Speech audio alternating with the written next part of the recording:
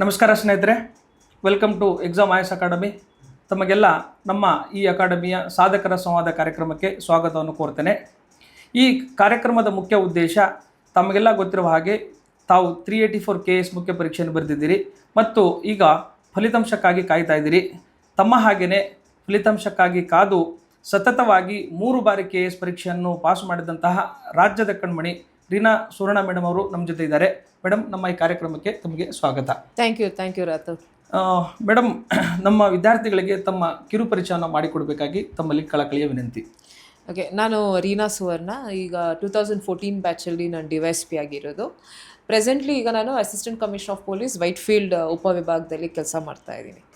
Okay, ನೋಡಿ, ನಾನು ಹೇಳಿದ ಹಾಗೆ ಈ ನಾಡು ಮೇಡಮ್ ಅವರು 3 ಸಾರಿ ಪರೀಕ್ಷೆಯನ್ನು ಪಾಸ್ ಮಾಡಿದ್ದಾರೆ ಅಂತ ಹೇಳಿದೆ. ಯಾವ ರೀತಿ ಮಾಡಿದ್ದಾರೆ ನೋಡಿ, 2010ರಲ್ಲಿ CTO ಆಗಿ ಆಯ್ಕೆಯಾಗಿದ್ದಾರೆ, 2011ರಲ್ಲಿ AC ಸ್ಟೇಟ್ ಅಕೌಂಟಲ್ಲಿ ಆಯ್ಕೆಯಾಗಿದ್ದಾರೆ. ಅಷ್ಟೇ ಅಲ್ಲದೆ ಪ್ರೊವಿಷನ್ ಲಿಸ್ಟಲ್ಲಿ DYSP ಆಗಿ ಕೂಡ ಅವರ ಹೆಸರು ಲಿಸ್ಟ್ನಲ್ಲಿತ್ತು. ಅದನ್ನು ಮೀರಿ ನೆಕ್ಸ್ಟ್ 2014ರಲ್ಲಿ DYSP ಆಗಿ ರಾಜ್ಯಕ್ಕೆ ಸೇವೆ ಸಲ್ಲಿಸುತ್ತಿದ್ದಾರೆ. ಮೇಡಮ್, ತಮ್ಮ ಯಶಸ್ಸನ್ನು ಹೇಳುವುದೇ ಒಂದು ಖುಷಿಯ ವಿಚಾರ. ಒಬ್ಬ ಮಹಿಳೆಯಾಗಿ ಒಬ್ಬ ಮಹಿಳೆ ಅಬಲೆ ಅನ್ನುವ ನಮ್ಮ ಸಮಾಜದಲ್ಲಿ 3 ಸಾರಿ ರಾಜ್ಯದ ಕಠಿಣ ಪರೀಕ್ಷೆಯನ್ನು ಮಾಡಿ ಸಬಲೆ ಎಂಬುದನ್ನು ಸಾಕ್ಷಿಯಾಗಿದ್ದೀರಿ ತಾವು. ಆ ಸಾಕ್ಷಿ ಆಗಲಿ, ನಮ್ಮ ವಿದ್ಯಾರ್ಥಿಗಳು ಸಾಕ್ಷಿ ಆಗಲಿ, ತಮ್ಮ ಮಾರ್ಗದರ್ಶನ ವಿದ್ಯಾರ್ಥಿ ಸಿಗಲಿ ಅನ್ನೋದು ನಮ್ಮ ಆಶಯವಾಗಿರುವಂಥ. ಈ 3 ಅಟೆಂಪ್ಟ್ ನಾನು ಮದುವೆ ಆದ್ಮೇಲೆ ಮಾಡಿರೋದು. ಹೌದಲ್ವಾ? ಸೊ ಮದುವೆ ಆದಾಗ I was BA graduate Mount Carmel college. ಆಮೇಲೆ ಮಾಸ್ಟರ್ ಡಿಗ್ರಿ ಮಾಡಬೇಕಾ ಥರ್ಡ್ ಸೆಮಿಸ್ಟರ್ ಬೇಕಾದ್ರೆ ಅಟೆಂಪ್ಟ್ ತಗೊಂಡಿದ್ದು ನಾನು. I was not prepared for competitive exam ಅಂತಲ್ಲ. ಮಾಸ್ಟರ್ಸ್ ಮಾಡ್ಬೇಕಾದ್ರೆ I just took third attempt ತಗೊಂಡಕ್ಕೆ ನಂದು ಸ್ಪೆಷಲೈಸೇಷನ್ ಬಂದ್ಬಿಟ್ಟು political science and public administration. ಇಲ್ಲ, ನಾನು ಆರ್ಟ್ಸ್ ತಗೊಂಡಿದ್ದೆ ಸಿವಿಲ್ ಸರ್ವಿಸ್ ಮಾಡ್ಲಿಕ್ಕೆ, ಕ್ರ್ಯಾಕ್ ಮಾಡ್ಲಿಕ್ಕೆ. So that was a choice which I made. ಆಮೇಲೆ ಪಬ್ಲಿಕ್ ಅಡ್ಮಿನಿಸ್ಟ್ರೇಷನ್ ಆಪ್ಷನಲ್ ತಗೊಂಡು ನನಗೆ ಕಮರ್ಷಿಯಲ್ ಟ್ಯಾಕ್ಸ್ ಆಫೀಸರ್ CTO ಆಯಿತು. 11ನಲ್ಲೂ ಕೂಡ ನಂದು ಪಬ್ಲಿಕ್ ಅಡ್ಮಿನಿಸ್ಟ್ರೇಷನ್ ಮತ್ತೆ ರೂರಲ್ ಡೆವಲಪ್ಮೆಂಟ್. ಮತ್ತೆ ಅದ್ರ ನಡುವೆ UPSCನೂ ಒಂದು ಅಟೆಂಪ್ಟ್ ತಗೊಂಡೆ. ಈ 11ನಲ್ಲಿ provisional list I was DYSP. ಆಮೇಲೆ AC ಸ್ಟೇಟ್ ಅಕೌಂಟ್ಸ್ ಆಯಿತು. 14ನಲ್ಲಿ ಮಗು ಆದಮೇಲೆ I took one more attempt KPSC. ಅದರಲ್ಲಿ ಐ ಗಾಟ್ ಸೆಲೆಕ್ಟೆಡ್. ಈಗ ನಾನಿರೋ ಪೋಸ್ಟ್ DYSP. ನೋಡಿ ಸ್ನೇಹಿತರೆ, ಸಾಧನೆಗೆ ಯಾವುದೇ ತೊಂದರೆಗಳು ಅಡ್ಡಿ ಬರುವುದಿಲ್ಲ ಅನ್ನೋದಕ್ಕೆ ಜೀವಂತ ಉದಾಹರಣೆ ತಾವು ಮೇಡಮ್. ಯಾಕಂದರೆ ಮದುವೆ ಆದಮೇಲೆ ನಮ್ಮ ಜೀವನ ಮುಗಿತು ಅನ್ನೋದು ಸಾಕಷ್ಟು ನಮ್ಮ ಮಹಿಳೆಯರ ಏನಾಗಿದೆ ಅಂದರೆ ಭಾವನೆ ಇರುವಂಥದ್ದು. ಸೊ ಮದುವೆ ಆಗಲಿ ಅಥವಾ ಕುಟುಂಬದ ಬ್ಯಾಲೆನ್ಸಿಂಗ್ ಮಾಡೋದಾಗಲಿ ಅಥವಾ ನಮ್ಮ ಏನೋ ತೊಂದರೆಗಳಾಗಲಿ ನಮ್ಮ ದಾರಿಗೆ ಅಡ್ಡ ಆಗಲಾರ್ದಕ್ಕೆ ಬೆಸ್ಟ್ ಎಕ್ಸಾಂಪಲ್ಸು ಮೇಡಮ್. ಈಗ ನಮ್ಮ ಯಾರು ಮಹಿಳಾ ವಿದ್ಯಾರ್ಥಿಗಳು ನೋಡ್ತಾ ಇದ್ದಾರೆ, ಅವರಿಗೆ ನೀವು ಏನು ಸಂದೇಶವನ್ನು ಕೊಡಲು ಬಯಸ್ತೀರಾ ಮೇಡಮ್? ಮಹಿಳೆಯರಿಗೆ ಫೀಲ್ಡ್ಗೆ ಬರಬೇಕು. ಈಗ ಮಹಿಳೆಯರಿಗೆ ಒಂದು ವಿ ಆರ್ ಮೋರ್ ಸೆನ್ಸಿಬಲ್. ಯಾರೇ ಕಷ್ಟ ಅಂತ ಬರಲಿ ನಾವು ಬೇಗ ಅದಕ್ಕೆ ಸ್ಪಂದಿಸ್ತೀವಿ. ಅದು ಬೇಕಾಗಿರೋದು. ಈ ಸಿವಿಲ್ ಸರ್ವಿಸ್ ಆಗಲಿ ಸ್ಟೇಟ್ ಸರ್ವಿಸ್ ಆಗಲಿ, we need people are more responsive, not responsible ಅನ್ನೋಕ್ಕಿಂತ ರೆಸ್ಪಾನ್ಸಿವ್ನೆಸ್ ಬೇಕು.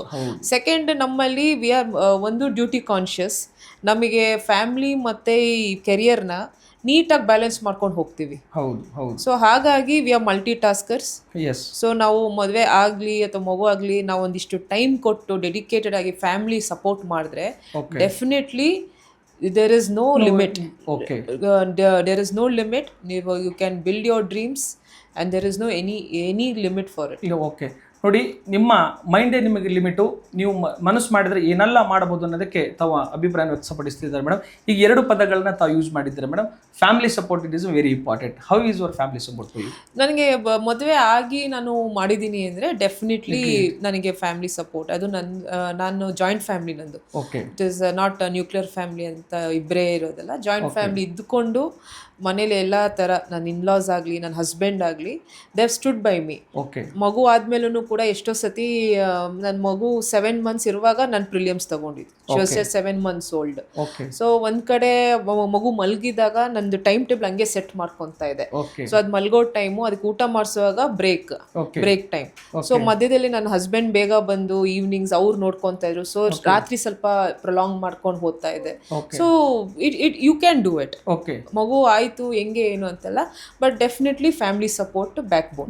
ಸರಿ, ಫ್ಯಾಮಿಲಿ ಸಪೋರ್ಟ್ ಜೊತೆಗೆ ಮೇಡಮ್ ಅವ್ರು ಹೇಳಿದ ಹಾಗೆ ನಿಮ್ಮ mindset it is everything. ನೀವು ಹೆಂಗನ್ನು ಬ್ಯಾಲೆನ್ಸ್ ಮಾಡ್ತೀರಾ, ನೀವು ಎಲ್ಲಿ ಅಲ್ಲಿ ನಾವು ಅರಿವೇ ಗುರು ಅಂತ ಬಸವಣ್ಣವ್ರು ಹೇಳ್ತಾರೆ ಮೇಡಮ್. ನಿಮ್ಮ ಅರಿವು ನಿಮಗೆ ಕರೆಕ್ಟ್ ಆಗಿದ್ದರೆ ನಿಮ್ಗೆ ಏನಾಗುತ್ತೆ ಅಂದರೆ ನೀವು ಅದನ್ನು ಸಾಧಿಸಬಹುದು. ಮೇಡಮ್ ಇನ್ನೊಂದು ವಿಚಾರ ಏನಂದರೆ, ಸಾಕಷ್ಟು ವಿದ್ಯಾರ್ಥಿಗಳು ಇತ್ತೀಚೆಗೆ ಏನು ಕೇಳಿದ್ರೆ ಭಾವನೆ ಬರ್ತಾ ಇದೆ ಅಂತಂದರೆ, ಆರ್ಟ್ಸ್ ಕ್ಯಾಂಡಿಡೇಟ್ಸ್ಗಳು ಪಾಸ್ ಮಾಡೋಕ್ಕಾಗ್ತಾ ಇಲ್ಲ. Being A gold medalist, public administration MA ಮಾಡಿದ್ರಿ, ಮತ್ತು ಪಬ್ಲಿಕ್ ಅಡ್ಮಿನಿಸ್ಟ್ರೇಷನ್ ಮತ್ತು MA ಪೊಲಿಟಿಕಲ್ ಮಾಡಿದ್ರಿ. ಆ ಆರ್ಟ್ಸ್ ಕ್ಯಾಂಡಿಡೇಟಿಂದ ನೀವು ಸತತವಾಗಿ ಹ್ಯಾಟ್ರಿಕ್ ಹೊಡೆದಿದ್ರಿ. ಸೊ ಹೌ ಈ ನಮ್ಮ ವಿದ್ಯಾರ್ಥಿಗಳಿಗೆ ಮಾರ್ಗದರ್ಶನ ಮಾಡೋದಾದರೆ? ಈಗ ನಿಮ್ಮದು doctor, engineer, arts, any background, okay, UPSC has its own syllabus. UPSC ಆಗಲಿ KPSC it has its own syllabus. First ನೀವು ಸಿಲೆಬಸ್ ಜೊತೆ ಫೆಮಿಲಿಯರೈಸ್ ಆಗಿ, ಓಕೆ, ನೋ ಮ್ಯಾಟರ್ ವಾಟ್ ಬೇಕು. ಹಂಗಿದ್ರೆ doctors, engineers R clearing in a very huge scale. So arts background ಇರೋರು ಆಗಲ್ಲ ಅನ್ನೋದು ತಪ್ಪು. ಯಾಕೆಂದ್ರೆ ನಮ್ದು ಹ್ಯುಮ್ಯಾನಿಟೇರಿಯನ್ ಸಬ್ಜೆಕ್ಟ್ಸ್ ಬಿಟ್ಟರೆ ಜನರಲ್ ಸ್ಟಡೀಸ್ ನಲ್ಲಿ almost all the subjects will be covered in our. ನಾವು BA MA ಮಾಡಿದ್ರೆ ಆಲ್ಮೋಸ್ಟ್ ಎಲ್ಲ ನಾವು ಕವರ್ ಮಾಡಿರ್ತೀವಿ. ಓನ್ಲಿ ಥಿಂಗ್ ಇಸ್ ಅದನ್ನ ನಾವು ಲಾಜಿಕಲ್ ಥಿಂಕಿಂಗ್ ನಮ್ದಿರಬೇಕು, ಮತ್ತೆ ಪ್ರಾಕ್ಟೀಸ್ ಮಾಡಬೇಕು. ಕ್ವಶನ್ ಪೇಪರ್ ಅನಾಲಿಸಿಸ್ ನೀವು ಹೆಂಗೆ ಮಾಡ್ತಾರೆ ಅದು important. And most important syllabus. ಹೌದು, ಎಕ್ಸಾಮ್ UPSC ಆಗಲಿ KPSC ಆಗಲಿ ಎಕ್ಸಾಮ್ ಏನು ಬೇಕು ಅನ್ನೋದನ್ನ ನಾವು ಫಸ್ಟ್ ತಿಳ್ಕೊಬೇಕು. ಎಕ್ಸಾಕ್ಟ್ಲಿ. ನಮಗೇನು ಗೊತ್ತಿದೆ ಅದನ್ನ ನಾವು UPSCಗೆ ಫಿಟ್ ಮಾಡೋಕ್ಕಾಗಲ್ಲ.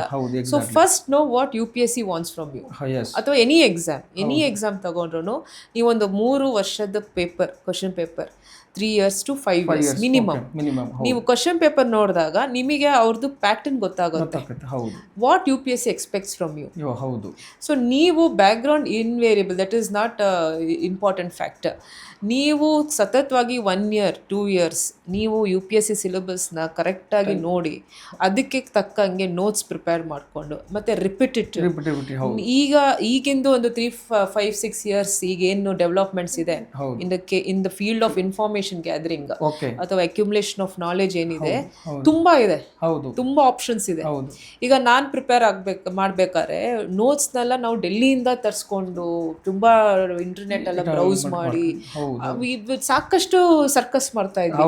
ಈಗಿಂದು ಸ್ಟೂಡೆಂಟ್ಸ್ಗೆ ದೇ ಹ್ಯಾವ್ ಫಿಂಗರ್ ಟಿಪ್ಸ್. ಒಂದು ಫಾರ್ ಎಕ್ಸಾಂಪಲ್ ಈಗ ಈ ಚಂದ್ರ ಲೇಔಟ್ ಸ್ಟ್ರೆಚ್ಗೆ ಹೋದ್ರೆ ನಿಮ್ಗೆ ಸಾಕು ಎಲ್ಲಾ UPSC ಮೆಟೀರಿಯಲ್ಸ್ ಇಂದ ಹಿಡಿದು KPSC ಮೆಟೀರಿಯಲ್ ಸಿಗುತ್ತೆ. ಸೊ ಈ ತರ ಇರ್ಬೇಕಾದ್ರೆ ಏನನ್ನ ತಗೊಂತೀರಾ, ಎಷ್ಟನ್ನ ನೀವು ಒಮಿಟ್ ಮಾಡ್ತೀರಾ ಅದು ಇಂಪಾರ್ಟೆಂಟ್ ಆಗುತ್ತೆ. So at the end of the day revising the same thing again and again. Second thing, reproducing what you have studied. ಯಾಕೆಂದ್ರೆ ಆ ಎಕ್ಸಾಮ್ ಟೈಮಲ್ಲಿ 3 hours ವಾಟ್ ಇಸ್ ದೇರ್, ಅಲ್ಲಿ ನೀವು ಕಲ್ತಿರೋದನ್ನ ಓದಿರೋದನ್ನ ಅಕ್ಯುಮುಲೇಟ್ ಮಾಡಿರೋದನ್ನೆಲ್ಲ ಹಾಕಕ್ಕಾಗಲ್ಲ. ಬಿಕಾಸ್ ನೀವೆಷ್ಟೇ ಚೆನ್ನಾಗಿ ಅಡುಗೆ ಮಾಡಿದ್ರು ಪ್ರೆಸೆಂಟೇಷನ್ ಇಸ್ ಇಂಪಾರ್ಟೆಂಟ್. ಸೊ ನೀವು ಅಲ್ಲಿ ಆನ್ಸರ್ ಹೆಂಗೆ ಕೊಡ್ತೀರಾ, ದ ಇಂಟ್ರೊಡಕ್ಷನ್ ಹೆಂಗೆ ಕೊಡ್ತೀರಾ, ದ ಬಾಡಿ ಕಂಟೆಂಟಲ್ಲಿ ನೀವೇನು ತರ್ತೀರಾ, ಮತ್ತು ಹೌ ಡಿಫ್ರೆಂಟ್ ಪರ್ಸ್ಪೆಕ್ಟಿವ್ಸ್ನ ನೀವು ಆನ್ಸರಲ್ಲಿ ತರ್ತೀರಾ. ಇವನ್ ಇನ್ ಇಂಟರ್ವ್ಯೂ ಇಟ್ ಮ್ಯಾಟರ್ಸ್. ನೀವು ಒಂದು ಟಾಪಿಕ್ನಲ್ಲಿ ನೀವು ಎನ್ವೈರ್ಮೆಂಟಲ್ ಆ್ಯಂಗ್ಲಿಂದ ಅದ್ರ ಬಗ್ಗೆ ಏನು ಪರಿಣಾಮ ಬೀಳ್ಬೋದು, ಸೋಷಿಯಲ್ ಆ್ಯಂಗಲಿಂದ ಏನು ಪರಿಣಾಮ, economically how it will impact, future ಇದರಲ್ಲಿ ಅದು ಸಸ್ಟೈನಬಲ್. ಸೊ ಆಲ್ ದಿಸ್ ಆ್ಯಂಗಲಲ್ಲಿ ನೀವು ಥಿಂಕ್ ಮಾಡಬೇಕು. ಅದೇ ಒಬ್ಬ ಆಫೀಸರ್ದು ಕ್ವಾಲಿಟಿ. ಇವನ್ ಇನ್ ಇಂಟರ್ವ್ಯೂ ಆಗಲಿ, ನಿಮ್ಮ ಮೇನ್ಸ್ ಆನ್ಸರ್ಸ್ನಲ್ಲಾಗಲಿ ಎಕ್ಸಾಮಿನರ್ಸ್ ನೋಡೋದು how this individual, how this candidate thinks like an officer. ಈಗ ನಾವು ಪ್ರಾಕ್ಟಿಕಲ್, ಈಗ ಸಿನ್ಸ್ ನಾನು ಎಕ್ಸಾಮ್ ಬರೆದು ಆಗಲೇ 6-7 years ಆಗಿ ನಾನು ಪ್ರಾಕ್ಟಿಕಲ್ ಫೀಲ್ಡಲ್ಲಿ ಇರೋದ್ರಿಂದ ನಾವು ಇಲ್ಲಿ ಬಂದಾಗ ನಮಗೆ ಥಿಯರಮ್ಸ್ ಯಾವುದು ಬರೋದಿಲ್ಲ. ನಮಗೆ ಬರೋದೇ ಇಲ್ಲಿ ಇಂಪಾರ್ಟೆಂಟ್ ಫ್ಯಾಕ್ಟರ್ ನಮ್ಮ ಕಾಮನ್ ಸೆನ್ಸ್. ನಾವು ಅದನ್ನ ನಮ್ಮ ನಾಲೆಡ್ಜ್ ನಾ ಕಲ್ತಿರೋದನ್ನ ಹೆಂಗೆ ಅಪ್ಲೈ ಮಾಡ್ತೀವಿ. So application of your knowledge is important. So apply ಮಾಡ್ಬೇಕಾದ್ರೆ ನಾವು ಕಾನ್ಸಿಕ್ವೆನ್ಸಸ್ ನೋಡ್ತೀವಿ. ಈಗ ನಾನು ಏನೋ ಒಂದು ಮಾಡಕ್ಕೆ ಹೋದಾಗ action, when I take an action, what are the legal consequences, social consequences, economic consequences, generational consequences, future ge adu heng impact agutte. All these angles we think. That is what UPSC or KPSC expects you to think.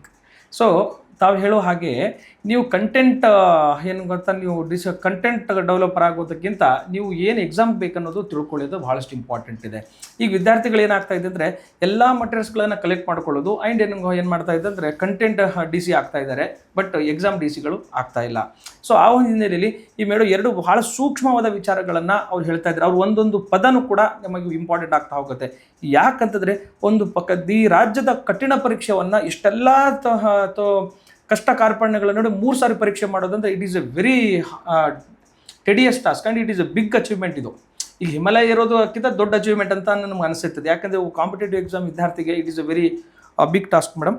ತಾವು ಇದನ್ನು clear ಮಾಡಿದ್ರಿ. It is a very ನಮ್ಮ ರಾಜ್ಯದ ಪರವಾಗಿ, ನಮ್ಮ ರಾಜ್ಯದ ಎಲ್ಲ ವಿದ್ಯಾರ್ಥಿಗಳ ಪರವಾಗಿ ನೀವು ಮಾದರಿ ವ್ಯಕ್ತಿತ್ವ ಅಂದರೆ ತಪ್ಪಾಗಲಾರದು. ಒಂದು ಮೋಸ್ಟ್ ಇಂಪಾರ್ಟೆಂಟ್ ಇದಕ್ಕೆ ಬೇಕಾಗಿರೋದು, ಈ ಎಕ್ಸಾಮು ಬೇರೆ ಎಕ್ಸಾಮ್ ತರಲ್ಲ ಈ ವರ್ಷ ಓದಿದೆ ನೆಕ್ಸ್ಟ್ ಇಯರ್ ನಾನು ಕ್ಲಿಯರ್ ಆಗಿಬಿಟ್ಟೆ ಅಂತ ಅಲ್ಲ. ಇದಕ್ಕೆ ಮೇನ್ ಬೇಕಾಗಿದ್ದು ಪರ್ಸಿವರೆನ್ಸ್. ನಾನು ಒಂದು ಅಟೆಂಪ್ಟ್ ಕೊಟ್ಟೆ ಆಗ್ಬಿಡುತ್ತೆ. ಕೆಲವ್ರು ಆಗ್ತಾರೆ ಎಕ್ಸೆಪ್ಷನಲ್, ಫಸ್ಟ್ ಅಟೆಂಪ್ಟ್ ಅಲ್ಲೇ ಕ್ಲಿಯರ್ ಆಗ್ಬಿಡುತ್ತೆ, ಫಸ್ಟ್ ಅಟೆಂಪ್ಟ್ ಅಲ್ಲೇ ಅವ್ರು IAS ಆಗೋಗ್ಬಿಡುತ್ತೆ. So fine, that is exceptional. ಎಲ್ಲೋ ಒಂದು 100ರಲ್ಲಿ ಅದು 1-2 ಆಗ್ತಾರಾಗುತ್ತೆ. But never give up. 1 ಅಲ್ಲ 2 ಅಲ್ಲ 3 ಅಲ್ಲ 4ನೇ ಅಟೆಂಪ್ಟ್ ಡೆಫಿನೆಟ್ಲಿ ವಿಲ್ ಕ್ಲಿಯರ್. ಯಾಕಂದ್ರೆ ನಿಮ್ಗೆ ಅಟೆಂಪ್ಟ್ಸ್ ಜಾಸ್ತಿ ತಗೊಂಡಷ್ಟು ನೀವು ಇನ್ನೂ ಸೀಸನಿಂಗ್ ಆಗ್ತೀರಾ. ನಿಮ್ಗೆ ಏನ್ ಫಿಲ್ಟರ್ ಮಾಡಬೇಕು ಅಂತ ಗೊತ್ತಿದೆ. This exam is all about filtering. It is not just accumulating. ನೀವು ಒಂದು ಅಕ್ಯುಮುಲೇಟ್ ಮಾಡೋದೊಂದೇ ನೋಡೋದಲ್ಲ. ಆಸ್ ಯು ಸೆಡ್, ಬರೀ ನಾವು ಮೆಟೀರಿಯಲ್ ಕಲೆಕ್ಷನ್ ಕಂಟೆಂಟ್ಸ್ ನ ಜಾಸ್ತಿ ಮಾಡ್ಕೊಂಡು ಹೋಗೋದಲ್ಲ. Most important is filtering out what is not required, unlearning what is not required. Learning and unlearning is throughout the process till ನೀವು ಕ್ಲಿಯರ್ ಆದ್ಮೇಲೆ, ಸರ್ವಿಸಿಗೆ ಹೋದ್ಮೇಲೆ, till your end. Life is not just about learning, it is also about unlearning. ಹೌದು madam. ಈಗ ಇದೇ ರೀತಿಯಾಗಿ ಈಗ ಇತ್ತೀಚೆಗೆ ನಾವು ಏನು ವಾತಾವರಣ ನೋಡ್ತಾ ಇದ್ದೀವಿ ಅಂತಂದರೆ, ಡ್ಯೂ ಟು ಇಂಟರ್ನಲ್ ರಿಸರ್ವೇಷನ್ ಅದನ್ನು ಗೊತ್ತು, ಸ್ವಲ್ಪ ಕೋರ್ಟಲ್ಲಿ ಕೇಸ್ ಹೋಗೋದ್ರಿಂದ ವಿದ್ಯಾರ್ಥಿಗಳು ಬಹಳಷ್ಟು ಒತ್ತಡಕ್ಕೆ ಸಿಲುಕಿದ್ದಾರೆ. ಆ್ಯಂಡ್ ಧಾರವಾಡದಲ್ಲಿ ಒಂದು 3-4 ಸುಸೈಡ್ ಕೇಸ್ ಆಗಿರುವಂಥದ್ದು. ಇತ್ತೀಚೆಗೆ ನಿನ್ನೆ ಒಂದು ವಾರದ ಕೆಳಗಡೆ ಬೆಂಗಳೂರಲ್ಲಿ ಒಂದು ವಿದ್ಯಾರ್ಥಿನಿ ಸುಸೈಡ್ ಮಾಡಿಕೊಳ್ಳುವಂಥದ್ದು. ಈ ಎಕ್ಸಾಮನ್ನೇ ಲೈಫ್ ಅಂತ ಭಾವಿಸ್ಕೊಂಡಿದ್ದಾರೆ. So how to manage the stress management and family pressure and competitive exams ಬ್ಯಾಲೆನ್ಸನ್ನು ತಮಗಿಂತ ಸೂಕ್ತ ವ್ಯಕ್ತಿ ಇದಕ್ಕೆ ಯಾರು ಇಲ್ಲ ಅಂತ ನಾನು ಭಾವಿಸ್ಕೊಳ್ತೇನೆ. ನೀವು ಇಂಟರ್ವ್ಯೂನಲ್ಲಿ ನೀವು DF ಕ್ಲೀನ್ ಆಗಿ ನೋಡಿದ್ರೆ ಅದ್ರಲ್ಲಿ ಒಂದು ಆಪ್ಷನ್ ಹಾಬೀಸ್ ಅಂತ ಕೇಳ್ತಾರೆ. So what you think they ask hobbies? UPSC ಆಗಲಿ KPSC ಮೆಂಬರ್ಸ್ ನಮ್ಗೆ ಇಂಟರ್ವ್ಯೂ ಮಾಡ್ಬೇಕಾದ್ರೆ ಅವ್ರಿಗೆ ನಮ್ಮ ಹಾಬೀಸ್ ಇಟ್ಕೊಂಡು ಏನು ಪ್ರಯೋಜನ? Okay, there is importance. ಅದು ಇಂಪಾರ್ಟೆನ್ಸ್. ಯಾಕೆಂದರೆ ಈ throughout the process of the ಪ್ರಿಪ್ರೇಷನಲ್ಲಿ ನೀವು ಏನಾದರೂ ಒಂದು ಸಣ್ಣದು 1-2-3 ಹಾಬೀಸ್ ಇಟ್ಕೊಂಡ್ರೆ that is where you can manage your stress. ಅದಕ್ಕೆ ಅದನ್ನು ಕ್ವಶನ್ ಇವರು ಸ್ಟ್ರೆಸ್ನ ಯಾಕೆಂದರೆ ಹೋಗ್ತಾ when you get into this profession or service ನೀವು ಬಂದ ಮೇಲೆ ಇದರಷ್ಟು 10 ಪಟ್ಟಷ್ಟು ಸ್ಟ್ರೆಸ್ ಇರುತ್ತೆ. ಈಗ ನಿಮಗೆ ಬರೀ ಎಕ್ಸಾಮ್ಗೆ ಪ್ರಿಪೇರ್ ಆಗೋದೇ ಒಂದಾದ್ರೆ, ಆಕ್ಚುಲ್ ಬ್ಯಾಟಲ್ ಸ್ಟಾರ್ಟ್ ಆಗೋದೇ ನೀವು ಎಕ್ಸಾಮ್ ಕ್ಲಿಯರ್ ಆಗಿ ಸರ್ವಿಸ್ ಬಂದ್ಮೇಲೆ. The actual battle begins after you get into the service. ಅವಾಗ ನೀವು ಹೆಂಗ್ ಸ್ಟ್ರೆಸ್ ಮ್ಯಾನೇಜ್ ಮಾಡ್ತೀರಾ? So always cultivate have hobbies. ನೀವು ಎಷ್ಟು ಇಂಪಾರ್ಟೆನ್ಸ್ ಈ ಎಕ್ಸಾಮಿಗೆ ಕೊಡ್ತೀರಾ ಅಷ್ಟೇ ಇಂಪಾರ್ಟೆನ್ಸ್ ನಿಮ್ಮ ವ್ಯಕ್ತಿತ್ವಗೂ ಕೊಡಬೇಕು. That is why interviews called personality test ಅಂತ. It is called personality test. It is a test of your personality, how strong mentally you are, how well you can balance things, how well you can handle the tough situations. So aವಾಗ ನಿಮಗೆ hobbies ಏನಾದರೂ ಒಂದು hobbies. ಈಗ ನನಗೆ when throughout the process ನಾನು prepare ಆಗುವಾಗ though I had other multi things to do, task ಇದ್ರೂ ಕೂಡ ನಾನು ಸಣ್ಣ ಪುಟ್ಟದ್ದು like I took up painting, singing, music ನನಗೆ ಇಷ್ಟ ಆಯಿತು. Cooking was my favourite thing. Okay, that's a total meditative process. 10 ನಿಮಿಷ ನೀವು ಏನೇ ಅಡುಗೆ ಮಾಡಬೇಕು 10 ನಿಮಿಷ ಅದಕ್ಕೆ ಪ್ರಿಪ್ರೇಷನ್ ಇದೆ, ಕಟ್ಟಿಂಗ್ ಇದೆ, ಚಾಪಿಂಗ್ ಇದೆ. ಅದನ್ನ ಇದೇ ಒಂದು ಟೆಂಪರೇಚರ್ ನಾವು ಇದು ಮಾಡಬೇಕು. So that entire thing is a meditative process. It is totally relaxation. ನೀವು ಮಾಡ್ತಿದ್ದ ಕೆಲಸಗಳಿಗೆ ಇದು total cut off. So there is no any shame to tell that cooking is a hobby. So ತುಂಬಾ ಜನ ಗಂಡು ಮಕ್ಳು ಕೂಡ ನಾನು ಕುಕಿಂಗ್ ಇಷ್ಟ ಇರುತ್ತೆ, ಬಟ್ ಅವ್ರಿಗೆ ಹೇಳ್ಕೊಳಕ್ಕೆ ಮುಜುಗರ ಇರುತ್ತೆ. So there is nothing wrong. It is all on individual basis. ನೋಡಿ, ಒಂದು ಹಾಬಿಯನ್ನು ಯಾರು ಈಗ ಮದುವೆ ಆಗಿದೆ ಆಲ್ರೆಡಿ ಆ್ಯಂಡ್ ಮನೆಯಲ್ಲಿ ಇದ್ದೀರಾ ಆ್ಯಂಡ್ ಪ್ರಿಪ್ರೇಷನ್ಸ್ ಮಾಡ್ತಾ ಇದ್ದೀರಾ. ಸೊ ನೀವು ಕುಕ್ಕಿಂಗನ್ನು ಮೇಡಮ್ ಹೇಳಿದ ಹಾಗೆ ತಮ್ಮ ಆ್ಯಸ್ ಎ ಪ್ಯಾಷನೇಟ್ ಆಗಿ ನಾವು ಮೈಂಡ್ ಸೆಟ್ ಮೂಲಕ ನಾವು ಒಂದು ಹಾಬಿ ಅಂತ ತಿಳ್ಕೊಳ್ಳಿ. ಆ್ಯಂಡ್ ಅದನ್ನು ನಿಮ್ಮ ರಿಮೈನಿಂಗ್ ವರ್ಕನ್ನು ನೀವೇನೋ ಪ್ರಿಪ್ರೇಷನ್ಸ್ ಮಾಡಿದರೆ ಇದು ನಿಮಗೆ ನಿಮ್ಮ ಸಾಧನೆಗೆ ಒಂದು ಇಟ್ ಈಸ್ ಮೈಂಡ್ ಹೆಂಗೆ ನೀವು ಥಿಂಕ್ ಮಾಡ್ತೀವಿ ನಾವು ಹಂಗೆ ಬಿಕೆಮೆ ನಾವು ಹಂಗಾಗ್ತೀವಿ ಮೇಡಮ್. ಇಷ್ಟೆಲ್ಲ ಆಮೇಲೆ ಇನ್ನೊಂದು ಈ exam it's a totally roller coaster ride. ಇದು ತೀರಾ ನನಗೆ ಮೆಟೀರಿಯಲ್ ಸಿಕ್ಬಿಡ್ತು, ಒಳ್ಳೆ ಮೆಂಟರ್ ಸಿಕ್ಕಿದ್ರು, ಒಳ್ಳೆ ಕೋಚಿಂಗ್ ಇನ್ಸ್ಟಿಟ್ಯೂಷನ್ ಸಿಕ್ತು, ಈಸಿಯಾಗಿ ಆಗ್ಬಿಡುತ್ತೆ ನನಗೆ ಎಕ್ಸಾಮ್ ಅಂತ ಅಲ್ಲ. There is going to be roller coaster ride. You have to be well prepared, be prepared for the best, be prepared for the worst, but expect the best. Be prepared for the worst. ಆಮೇಲೆ mental ನೀವು ಹೇಳಿದ್ರಿ stress management, definitely it is going to be stressful. ಈಗ ಇದು competitive examination first of all, and competitions are 10 times, not just 1:3 ಅಲ್ಲ. ಇದು will be fighting for 1:100. ಒಂದು ಪೋಸ್ಟ್ಗೆ 300 ಜನ ಹಾಕಿರ್ತಾರೆ. So that is the ratio which is happening.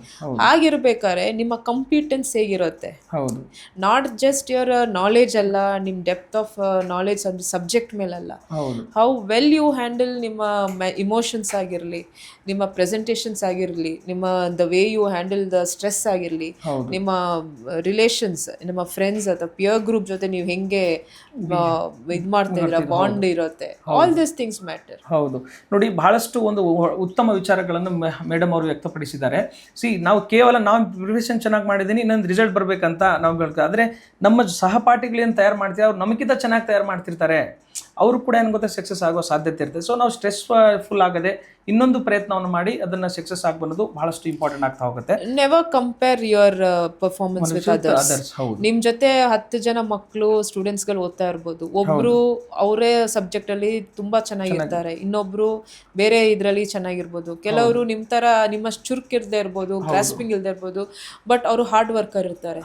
ಹೋಗಿ room ಒಳಗಡೆ ಬಾಗ್ಲು ಹಾಕೊಂಡು ಕೂತ್ಕೊಂಡ್ರೆ 6 ಅಲ್ಲ 8 ತಾಸು ಓದೋರು ಇರ್ತಾರೆ, ಬಟ್ ನಿಮ್ಗೆ ಅದು ಕಾಣೋದಿಲ್ಲ. ಒಂದು ರಿಸಲ್ಟ್ ಬಂದಾಗ ಏಕ್ದಮ್ ಅವ್ರದ್ದು ಕ್ಲಿಕ್ ಆಗಿರುತ್ತೆ. So never compare with others, but definitely you have to compare with yourself. ಈಗ ನೆನ್ನೆ ನಾನು 4 ತಾಸು ಓದಿದ್ನ, ಇವತ್ತು ನಾನು 5 ತಾಸು ಓದ್ಬೇಕು.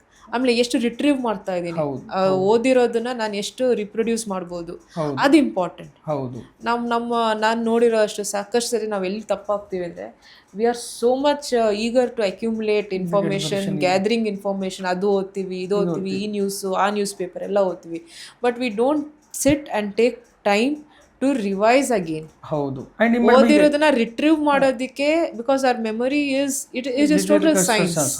ನೀವೇನು ಓದ್ತೀರಾ within 24 hours you have to repeat again. ಅವಾಗ ಯು ಕ್ಯಾನ್ ರಿಟೈನ್ 50%, ನಾಟ್ 100%. ಪುನಃ within 7 days you have to again repeat what you have read. ಅದಕ್ಕೆ ನಾನು ವಾರದಲ್ಲಿ 7 days ಅಲ್ಲಿ I use to keep half a day full break, ಏನು ಓದ್ತಾ ಇರಲಿಲ್ಲ. Especially Saturday ಮಧ್ಯಾಹ್ನ ಮೇಲೆ I should take complete break up to Sunday morning.